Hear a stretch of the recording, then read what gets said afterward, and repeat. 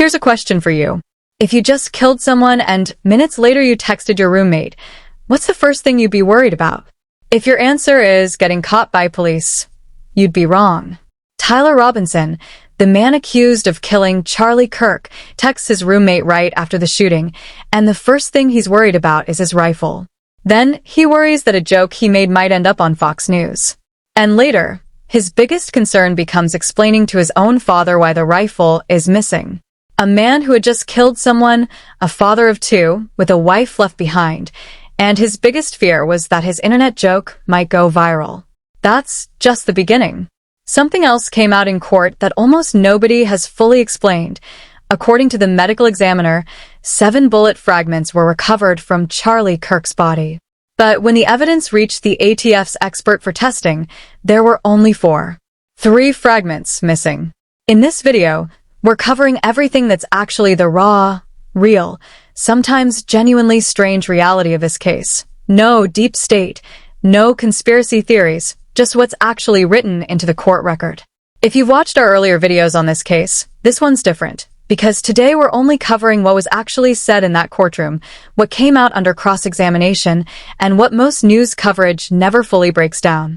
If you want to make it to the end of this video, trust me, there's a detail at the very end that's going to make you seriously question whether Tyler Robinson was really acting alone. Let's get into it. September 10th, 2025. Utah Valley University. Charlie Kirk was there for his signature event, an open debate hosted by his organization, Turning Point USA, where students could question him directly. Officer Christopher Bagley, who was on duty that day, would later testify in court that Kirk had just finished a meet and greet and was sitting under a white tent, taking questions. It was around 12:20 p.m. Bagley's eyes were on Kirk's shoulder as a student asked him a question. And then, at 12:23 p.m., a single gunshot rang out. Bagley saw Kirk lean to the left. Within seconds, the entire scene turned to chaos. People screamed, ran, some dropped to the ground.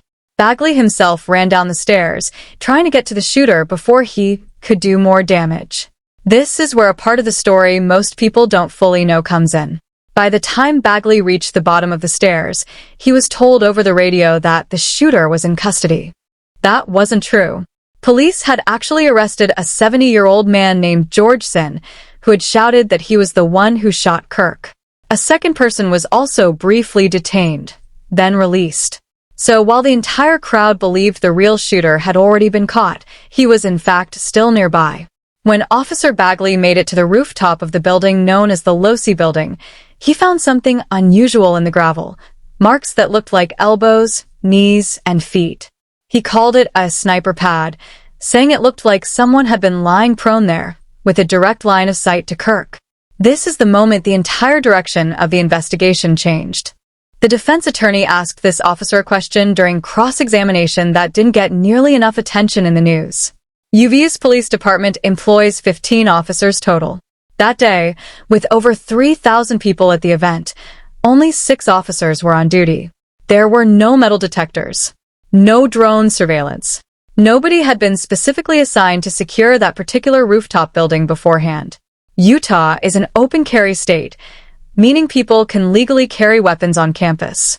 Bagley himself confirmed Kirk had his own private security present, and at least one of them was armed. The entire scene was chaotic enough that an innocent elderly man ended up under arrest. A few hours later, a bolt-action Mauser rifle was found in a wooded area, wrapped in a towel. This is the weapon prosecutors allege is the murder weapon. DNA evidence was found on the rifle's trigger and on that towel. But here's the twist. It wasn't only Tyler Robinson's DNA. Lance Twiggs, his roommate and romantic partner, also had DNA present on that same towel. Legal analysts have pointed out that if this case rested on DNA alone, the defense would have a real opening to argue it's touched DNA, meaning it could have simply transferred from casual contact, not proof that Tyler was the one who fired the shot. Now we get to what many consider the strangest and most chilling part of this case. Investigators recovered bullet casings that had engravings on them. According to reporting, these weren't political slogans or a manifesto. They were internet memes. a reference to an online forum, and an old song that's since become an internet in-joke. A Dremel tool, the exact kind used for engraving, was also found in Tyler's apartment. Lance Twiggs testified in court that Tyler had asked to borrow the Dremel weeks before the shooting, saying he wanted to engrave messages on bullets for an upcoming hunting trip. In the text messages, Tyler himself wrote that the engravings were mostly a big meme. He then expressed worry that if the joke ended up airing on Fox News, he might have a stroke. A man who had just committed murder, and his biggest source of anxiety was that his joke might get publicly embarrassing. Now we get to what's probably the single most powerful piece of evidence in this entire case. At 11 p.m. that night, Tyler texts his roommate Lance, telling him to look under the keyboard. There, Lance finds a handwritten note saying Tyler had the opportunity to take out Charlie Kirk, and he'd taken it. When Lance asks, "You weren't the one who did it, right?" Tyler's answer comes back in just a few words. He confirms it and apologizes. As the conversation continues, Tyler talks about his planning, saying he'd started preparing for the attack more than a week earlier. He talks about trying to retrieve his rifle, expresses concern about his fingerprints, and eventually tells Lance to delete the entire conversation. When Lance asks why he did it, Tyler's answer is that he couldn't tolerate Kirk's hatred anymore. In a Discord group chat, Tyler directly tells his friends that he was the one responsible for what happened at UVU and that he was about to turn himself in. Here's something that even legal experts find a bit confusing. Lance Twiggs testified plainly in court that he and Tyler had never, not once, talked about Charlie Kirk. Not about Kirk specifically, and not directly about gay or trans rights as political issues. That's odd, because if Tyler's stated motive, Kirk's hatred, was really the driving force, why had this never come up in conversation before? Legal analysts have called this the one genuinely strange piece of the case. Everything else points clearly toward Tyler, but this is a gap that hasn't been fully explained yet. Now, let's come back to what we opened with. In court, ATF firearm examiner Samantha Carner was asked how many bullet fragments she'd received. Her answer: 1 bullet jacket fragment and 4 lead fragments. But the medical examiner's earlier records had indicated that 7 fragments were originally recovered from Kirk's body. When the defense asked if anyone had ever checked whether the ATF had lost part of the evidence, Carner's answer was straightforward. No, she was never asked to look into that.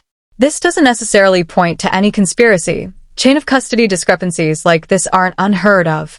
But for the defense, it's exactly the kind of detail that can be used to raise reasonable doubt at trial. This part matters a lot because most news coverage simply said ballistics were inconclusive, but the actual testimony was far more detailed. Carner explained that the fragment was so damaged, she had to clean it and carefully peel back its curled petals with pliers just to expose the microscopic marks needed for comparison. She could only provide a range for the fragment's diameter, between 0.286 and 0.301 inches, because the damage meant it wasn't a perfect, measurable shape. When she ran that data through a database, the result wasn't a single weapon, it was a list of multiple different .30 caliber firearms, including rifles, pistols, and revolvers, that could all technically have fired that bullet. In other words, ballistics didn't confirm that only that specific rifle could be the source, only that it's consistent with a broad class of weapons. Under DOJ policy, examiners are legally barred from claiming 100% certainty or a unique match to one specific weapon, and Carner confirmed under oath that she made no such claim. Most victims' families want less evidence made public to avoid reliving their pain over and over. Charlie Kirk's family asked for the opposite. Their attorney directly requested the judge release Lance Twiggs' entire interview with no redactions, arguing that full transparency was the only way to prevent conspiracy theories from spreading. Their position was that a lack of openness would erode public trust in the justice system. Judge Tony Graff allowed the interview to be shown, but with some portions redacted, saying he also had to balance the defendant's right to a fair trial. So here's what we've covered. A wrongful arrest that threw the entire manhunt into confusion, real security gaps, jokes engraved onto bullets, DNA that wasn't only Tyler's, a gap in the story that isn't fully explained, and 3 missing fragments out of 7. Legal experts say the evidence is strong enough that this case is almost certainly headed to trial, but they also say a plea deal, rather than the death penalty, remains a real possibility, especially given how politically charged this case has become. One question still remains. Was Tyler Robinson really acting entirely alone, or are there still pieces of this that don't quite add up? If you made it this far, thank you for watching the whole thing, and if you want to be the first to know when this case goes to trial, subscribe now and turn on notifications. Let us know in the comments, what's the strangest detail you just heard? See you in the next video.